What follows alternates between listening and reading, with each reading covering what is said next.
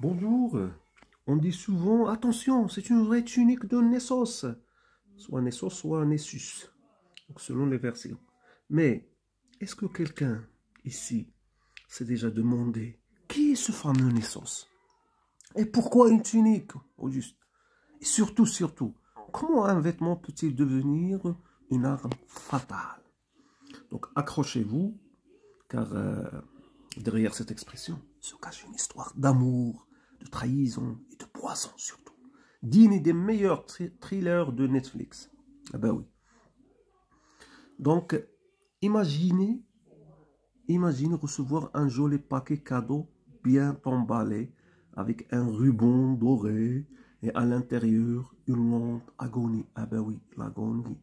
Qui dit agonie dit les derniers instants de la vie. Donc, et si je vous disais qu'un vêtement pouvait tuer un demi-dieu comme Héraclès, bien évidemment, intrigué. Tout commence avec Hercule. Oui, le costaud Hercule, connu, réputé surtout par ses travaux, il rentre d'une de ses aventures musclées avec sa femme Djanir, ou bien Déjanire, on dit Déjanire surtout. Donc sa femme Déjanire, jusque-là, tout va bien. Jusqu'à ce qu'arrive Nessos. Eh ben oui. Le Nessos. Un centaure pas très gentleman. Pas très gentleman. Nessos propose gentiment. Nessos, qu'est-ce qu'il fait? Nessos aide à traverser la rivière. Aide les hommes à traverser la rivière.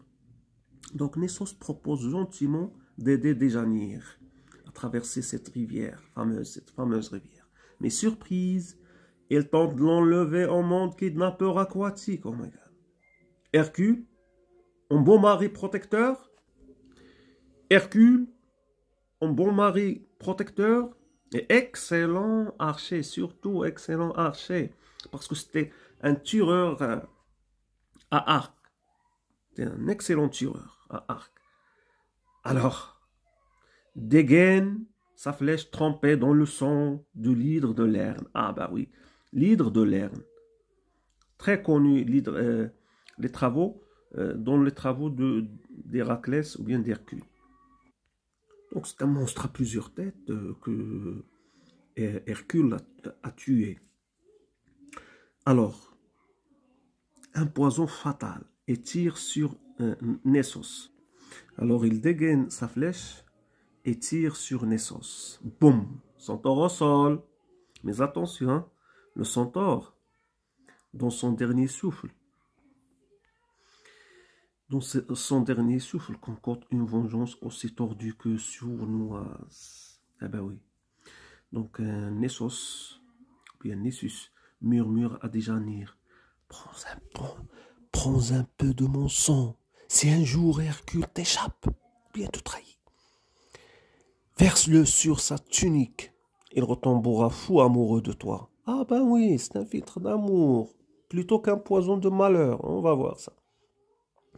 Les années passent et déjà rongé par la jalousie. Merci les ragots. Merci. Les médisons pour avoir dit ça à la femme de Hercule. Tiens, donc qu'est-ce qu'ils disent ces ragots? Ou bien qu'est-ce qu'il dit la femme de Hercule? Tiens, si je lui offrais une tunique trempée dans ce sang magique, je vais lui envoyer ce cadeau. Alors, quand Hercule enfile la tunique, et le poison s'active. Il colle à sa peau. Ah ben ouais, il colle à sa peau. Brûle sa chair. Impossible à enlever. Hercule hurle. Le pauvre Hercule hurle, se débat.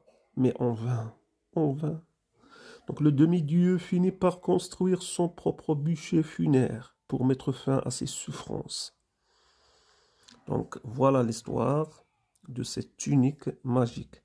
Donc avez-vous déjà reçu un cadeau que vous avez regretté d'avoir accepté?